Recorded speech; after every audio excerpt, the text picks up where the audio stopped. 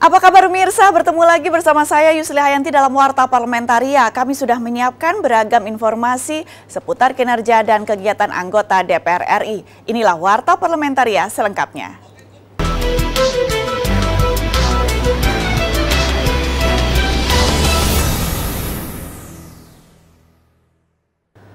Untuk mencapai 23% pengembangan energi baru terbarukan atau EBT secara nasional di tahun 2025, Komisi 7 DPR RI mendorong melalui rancangan Undang-Undang Energi Baru Terbarukan yang masuk dalam Prolegnas 2020. Ditemui dalam kunjungan ke Provinsi Jawa Barat, anggota Komisi 7 DPR RI Dia Roro Esti menyampaikan, sejumlah stakeholder menilai harga EBT kurang kompetitif di pasaran.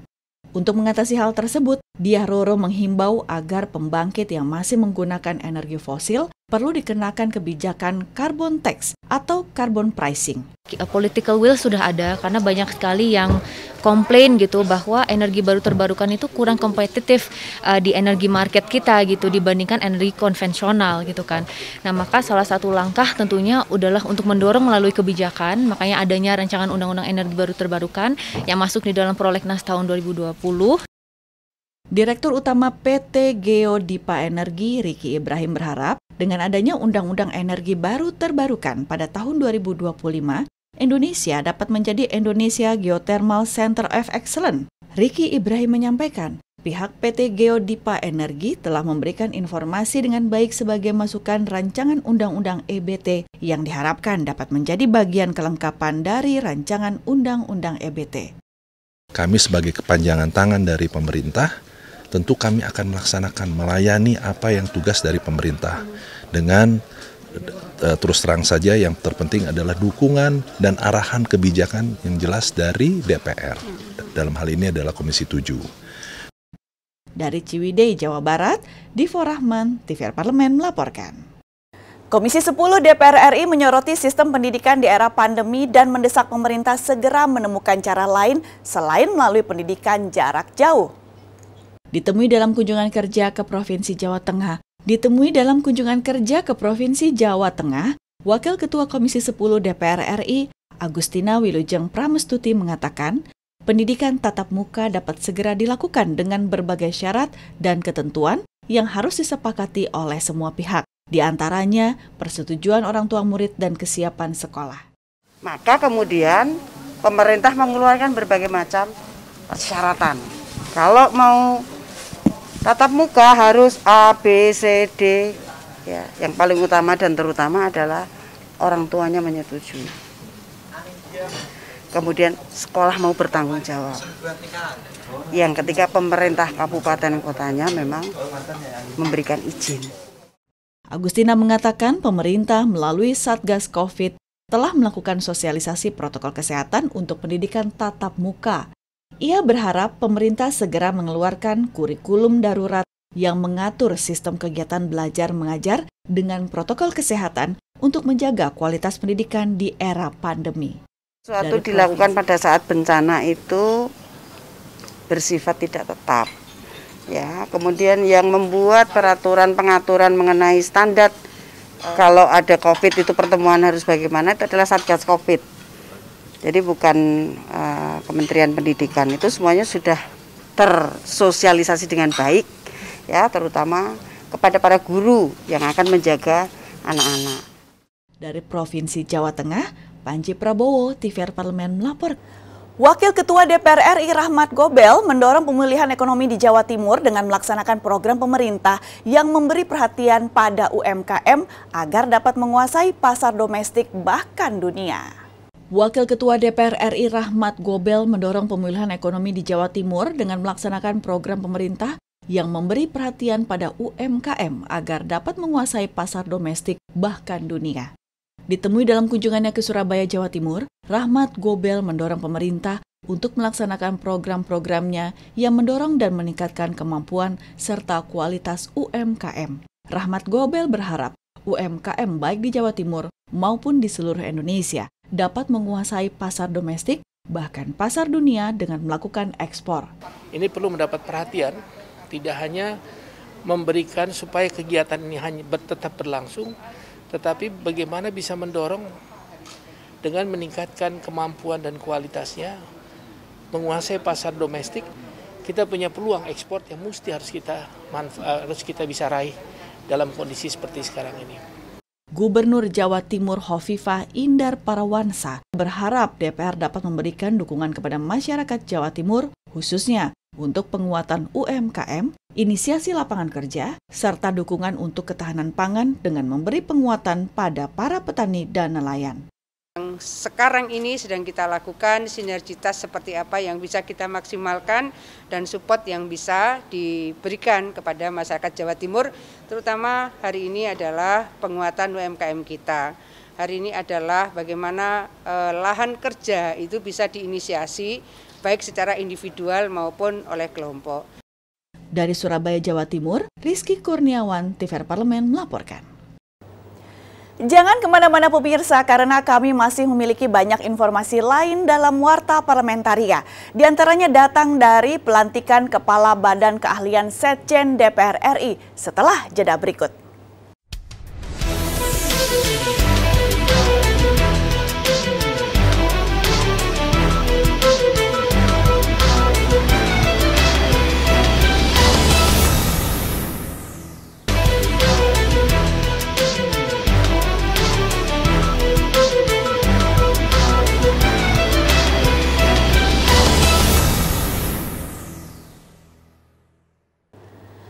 Sekjen DPR RI melantik Innocentius Samsul sebagai Kepala Badan Keahlian Setjen DPR RI untuk percepatan penguatan kelembagaan dan fungsi dukungan substantif kelembagaan DPR RI. Dalam upacara pelantikan di Aula Pustaka Loka DPR RI Senayan Jakarta, Innocentius Samsul menyampaikan peran BK DPR RI akan semakin dinamis karena dihadapkan dengan dinamika perkembangan zaman yang semakin modern dan dituntut secara cepat. Innocentius mengatakan, Badan Keahlian akan terus bekerja memberikan dukungan substantif kepada DPR RI untuk memberikan dukungan kebijakan yang sesuai dengan perkembangan zaman. Kita selalu dihadapkan dan permintaan dari DPR ya, misalnya permintaan satu RUU yang sebelumnya kita tidak pernah pikirkan. Nah, oleh karena itu Badan Keahlian akan dihadapkan dengan dukungan-dukungan yang sifatnya permintaan yang halal yang baru ya. Sekretaris Jenderal DPR RI Indra Iskandar meyakini kualitas kinerja Innocentius Samsul sebagai Kepala Badan Keahlian yang baru. Indra berharap Badan Keahlian dapat terus meningkatkan kualitasnya, khususnya di bidang sumber daya manusia, mekanisme kerja organisasi, serta adopsi teknologi informasi.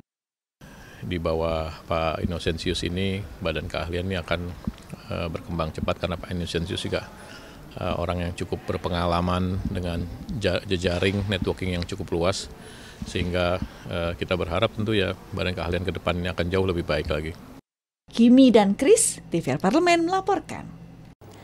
Komisi 11 DPR RI mengapresiasi pelaksanaan Single Submission (SSM) dan Joint Inspection di Pelabuhan Tanjung Mas Semarang. DPR RI juga menilai bahwa inovasi yang dilakukan oleh Kementerian Keuangan dalam hal ini Dirjen Bea Cukai merupakan upaya perbaikan dan memangkas waktu dwelling time di pelabuhan.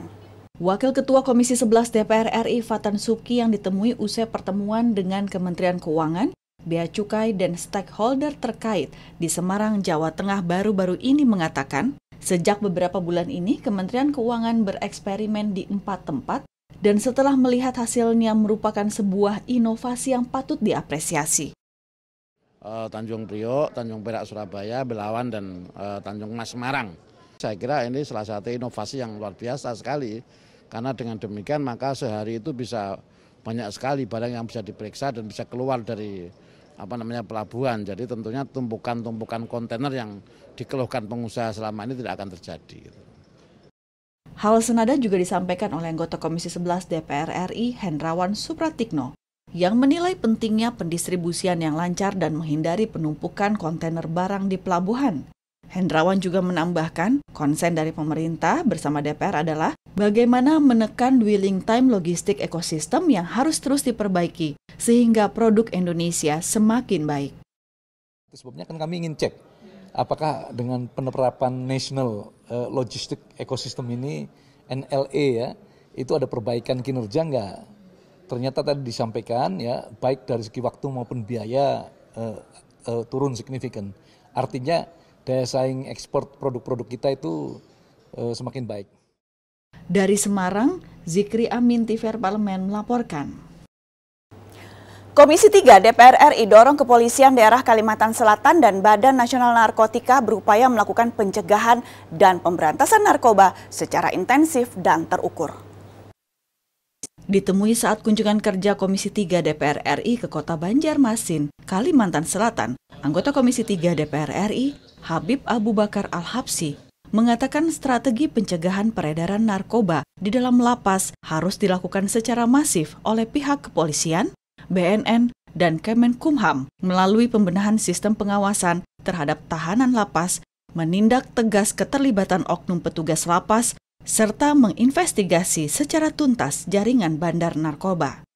Serius, berarti ini ada pola pengawasan yang perlu mendapat pembenahan.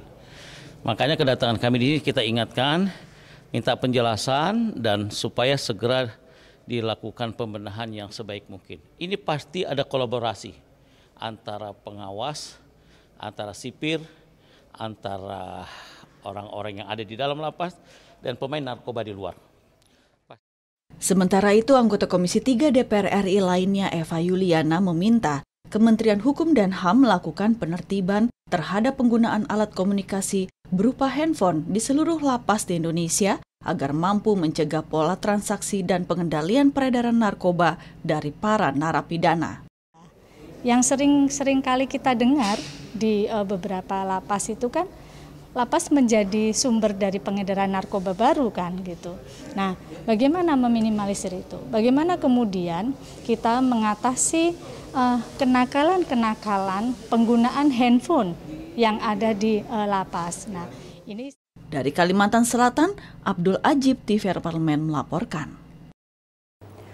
Berdasarkan hasil penilaian tingkat kapabilitas BPKP terhadap aparat pengawasan intern pemerintah, Inspektorat Utama Setjen DPR RI berada di level 3 dari 3 level penilaian.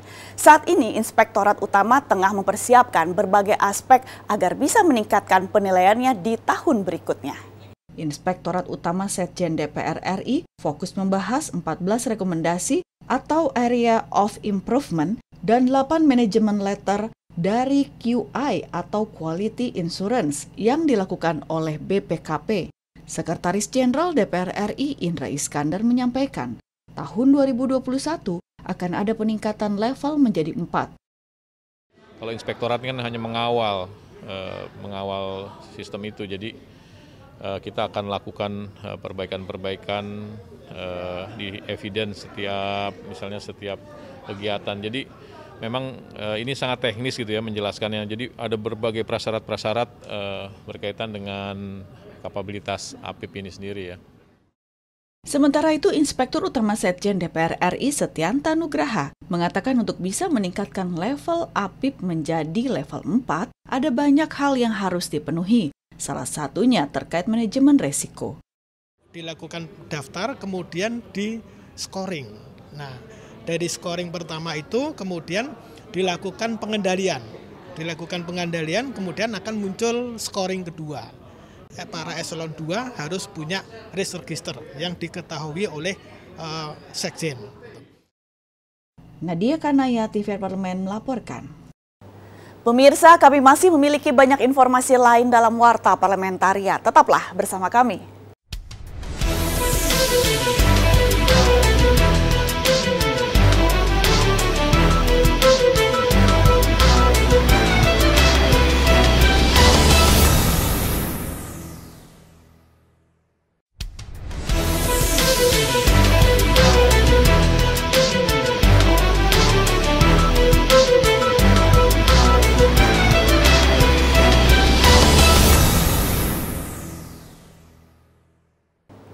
Komisi 10 DPR RI mendorong revisi Undang-Undang Penanggulangan Bencana untuk memprioritaskan peran pendidikan dalam menghadapi bencana. Ditemui saat rapat kerja dengan Menteri Pendidikan dan Kebudayaan Nadiem Makarim, Wakil Ketua Komisi 10 DPR RI, Agustina Wilujeng, menitik beratkan pentingnya komitmen bersama antara Komisi 10 dengan Mendikbud untuk menjadikan pendidikan sebagai prioritas utama dalam penanganan bencana. Yang menjelaskan undang-undang kebencanaan yang ada saat ini tidak mengatur mengenai peran pendidikan, sehingga pendidikan kebencanaan umumnya diisi oleh LSM, media, atau bahkan perusahaan melalui program tanggung jawab sosial atau CSR.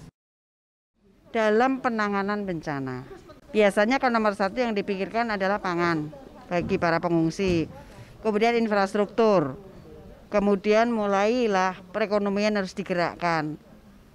Baru pendidikan itu dilakukan oleh teman-teman LSM, kemudian teman-teman media, teman-teman perusahaan dari CSR, tapi tidak dalam sebuah protap prioritas. Agustina menegaskan pendidikan memiliki peran penting di tengah bencana, misalnya di tengah bencana COVID-19. Dengan masuknya aspek pendidikan dalam penanganan bencana akan menentukan prioritas dalam bantuan dana dan panduan penanganannya. Mendikbud dan Komisi 10 bersepakat nih tadi berjuang masuk di dalam revisi Undang-Undang Kebencanaan yang sedang dibahas. Supaya salah satu sektor yang menjadi prioritas penanganan dalam bencana ini adalah pendidikan. Bencana COVID-19-nya itu sampai berapa bulan nih? Kalau tidak masuk dalam prioritas tentu bantuan dana dan penanganannya juga tidak prioritas. Alfi dan Sanjaya, TVR Parlemen melaporkan. Komisi 5 melakukan kunjungan kerja ke Provinsi Sulawesi Tenggara dalam rangka meninjau sejumlah infrastruktur. Salah satunya jembatan Teluk Kendari sepanjang 1,34 km. Jembatan ini nantinya menghubungkan kawasan Pelabuhan Kota Lama dengan Kecamatan Poasia di Kota Kendari, Provinsi Sulawesi Tenggara. Wakil Ketua Komisi 5 DPR RI Ridwan Bay mengatakan, konektivitas antar wilayah sangat diperlukan agar pergerakan orang, barang, dan logistik lebih cepat dan efisien dalam memenuhi kebutuhan masyarakat.